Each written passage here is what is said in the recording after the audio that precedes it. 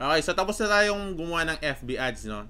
Ngayon, ang gusto naman natin gawin or ang gusto kong ituro sa inyo is yung tamang way ng pag-split test ng mga interest. Okay, remember, dun sa ating process ng pag-e-commerce, no? Yung process of e-commerce is meron tayong involved na testing. So dito, sa paggawa ng FB ads, nasa testing phase pa lang tayo. Meaning, tinetest natin kung meron bang bibili ng mga products na binebenta mo o ng services na ina-adopt mo. Okay? So, una, nakagawa tayo, remember, dun sa FB ads creation natin, remember, ang pinili nating interest doon is automobiles kasi ang sample product natin doon is yung phone holder para sa kotse.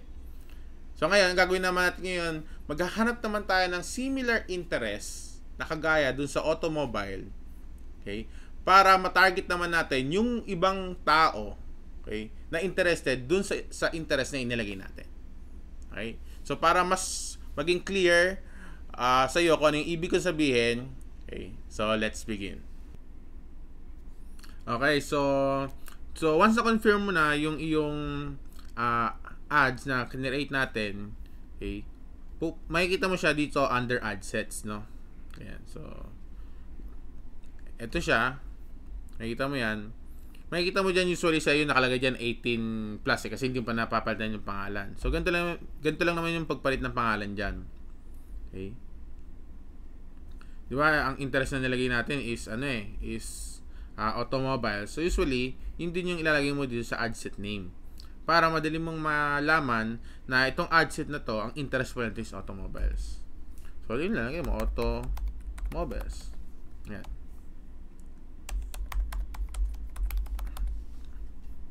Yun.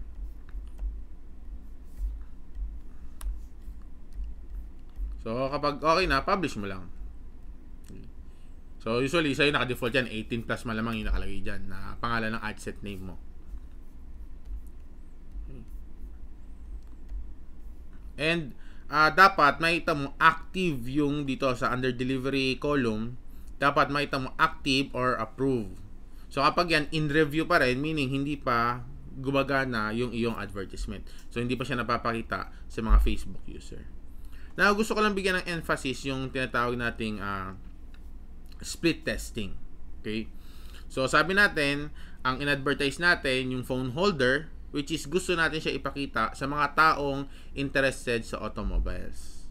Ngayon, dito, ide-demo ko kung paano ba yung tamang way ng pag-split test. Okay, so the correct way of doing split testing is first, i-check mo muna kung ano yung ad set na gusto mong i-duplicate. Okay? For example, itong Toyota. Gusto nating i-duplicate to. Okay. Then, pupunta ka muna sa iyong ad sa ad tab. Okay. So, lalabas ngayon yung ads na related dun sa ad set na yun. Okay. So, gagawin mo, click mo yung edit.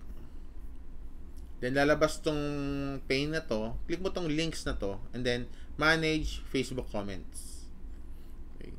So, lalabas yung pinaka-ads mo dito. Ayan, makita mo yun. Kita mo, meron ng 50 people na reach niya. 9 yung nag-views. Makita mo dyan. Pati yung mga comments, dyan mo rin makikita.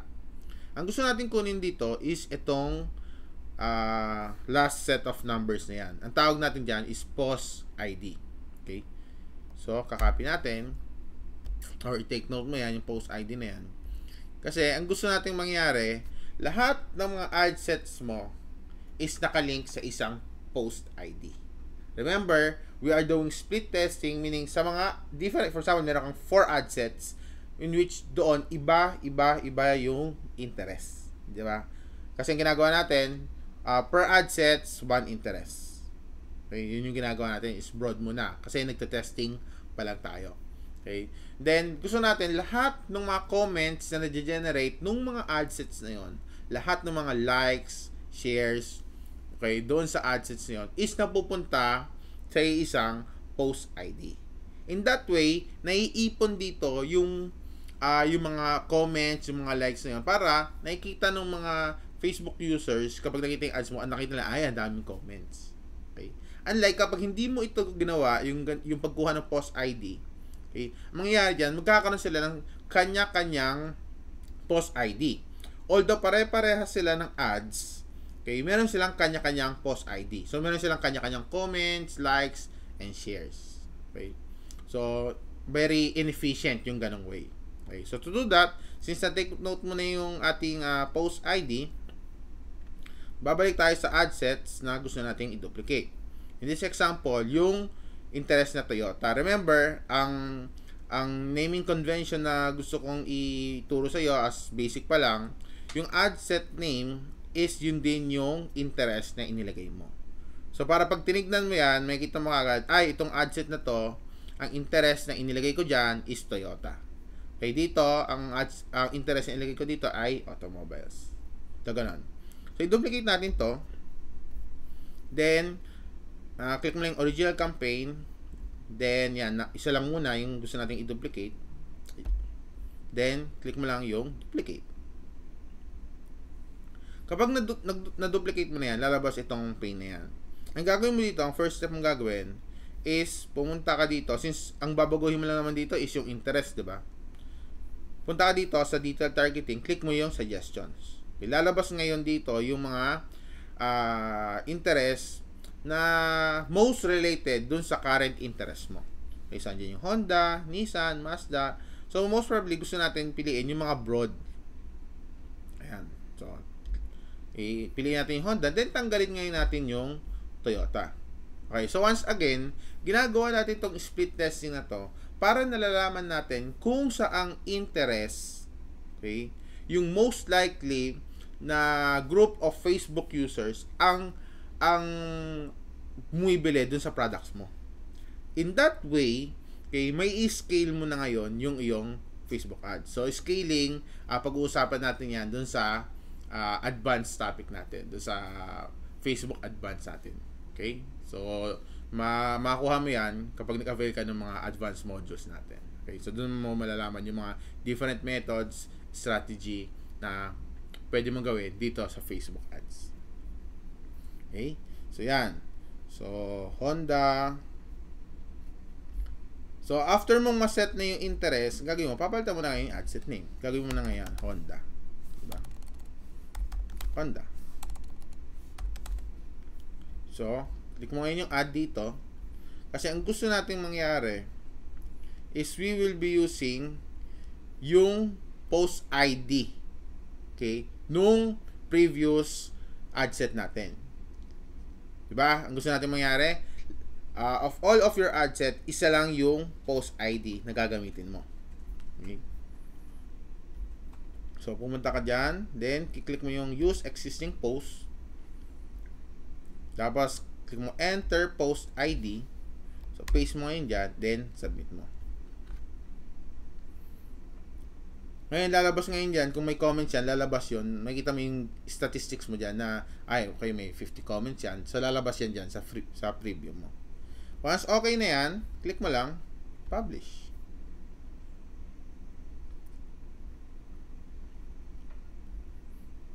Yan. So, wait mo lang ma-publish yung iyong post. Okay? So, yan, makita mo dito, pag bumalik ka sa ad sets mo, okay, makita mo in review. So, meaning, nire-review pa yan ni Facebook kung okay ba itong ads mo based on their policies, rules, and regulation. Okay, so may sets of policies, rules, and regulations si Facebook. Okay, so ilalagay din namin dyan sa baba. Okay, nung video na yan, makita mo dyan sa content na yan, makita mo yung mga Facebook, yung link ng Facebook policies. Okay. So, gusto ko lang bigyan ng emphasis, again, yung anong pinagkaiba ng campaign, ng ad set, and ng ads. Okay? So, sa campaign, ang sabi natin dito mo sineset yung objective mo. Remember, nung una tayo nag-create ng ads, okay, ang unang pinapili sa atin kung ano ba yung objective na gusto natin mangyari. Kung traffic ba, okay, link clicks, conversion, video boost. So, diyan natin siya sa campaign inilalagay. Okay? Tapos, ang sunod, after ng campaign, yung ad sets. So, dito sa ad sets, dito mo ngayon ilalagay yung mga settings, okay, behind your ads. For example, kayo na ba natin ipapakita? anong edad, anong gender, saan lugar ba. So, diyan mo ngayon siya siniset diyan sa ad sets. Okay? And syempre, lastly, yung ads, yan yung nakikita mismo ng Facebook user. Okay, so nandiyan yung video mo, or yung image, or yung ad copy, or yung mga text na inilalagay mo, yung mga links. So, diyan mo ngayon siya ilalagay. Okay? So, the correct way of doing Facebook ads campaign is, from the campaign level, pipili ka ng isa per product. For example, ang gusto mo doon, conversion campaign. Ayan. Doon sa isang product mo. Okay, ngayon, doon sa ad sets mo, doon ka magduduplicate, doon sa ad set column mo, doon ka magduduplicate ngayon ng maraming ad sets. Okay, huwag mong iduduplicate yung mismong campaign of the same objective, of the same product. Okay? Ang correct way is one campaign for a specific objective and product, then multiple ad sets and multiple ads. Okay? Kasi dito sa isang ad set naman, pwede ka maglagay naman ngayon dyan ng dalawang ads. Okay? For example, gusto mo, yung isang ads mo, image naman. Okay? So ngayon, bahala na si Facebook mag-allocate. Remember, dito sa ad set level, dito natin inilalagay yung budget natin, di ba? Na 200 pesos. So siya na bahala mag-allocate kung saan ba ad, okay, ang mas mataas na performance o may magandang performance. Okay? So, for example, yung video ads yung mas maganda. So, most of your budget ng 200 pesos, doon niya ilalagay. For example, 150 pesos, doon niya ilalagay, then 50 pesos on the image. Or vice versa. If nakita ni Facebook na mas performing yung image mo, yung image ads mo, okay, so doon naman niya i-allocate yung iyong budget. So, let Facebook do the optimization for you. So, ganun siya. Okay. So, gusto ko rin bigyan ng emphasis dito yung tinatawag na amount spent and budget.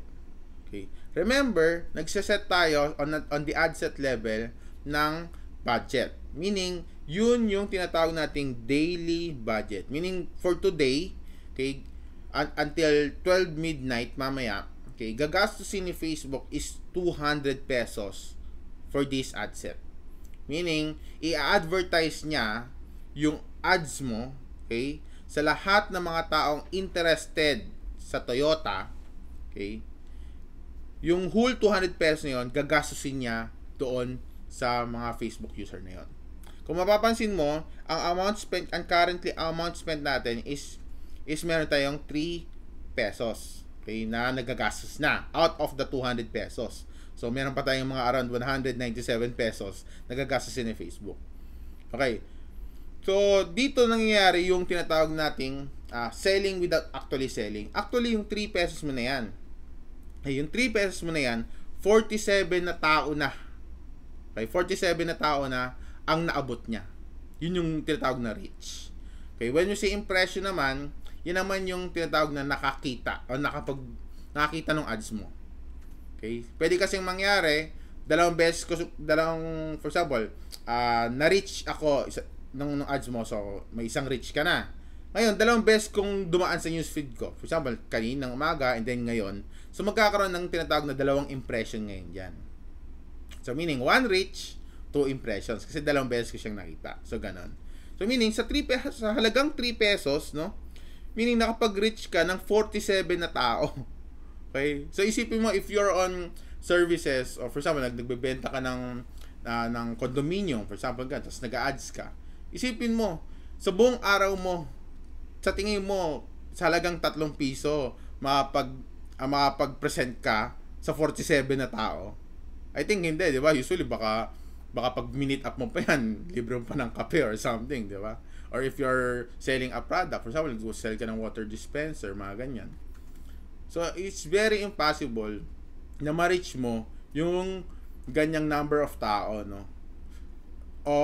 Sa napakaliit na budget. So, ganon ka-amazing yung pag-advertise dito sa Facebook. Okay, so I hope nagiging clear sa'yo kung ano ba yung gamit ni Facebook ads and paano ba siya ginagamit. Okay, and how it will help you to sell your products, okay, without actually selling it face to face. Okay? So, hope to see you in the next module. Okay? At marami pa tayong pag-uusapan dito at marami pa kaming ituturo sa'yo. So, once again, Clive Liora here. God bless sa'yo.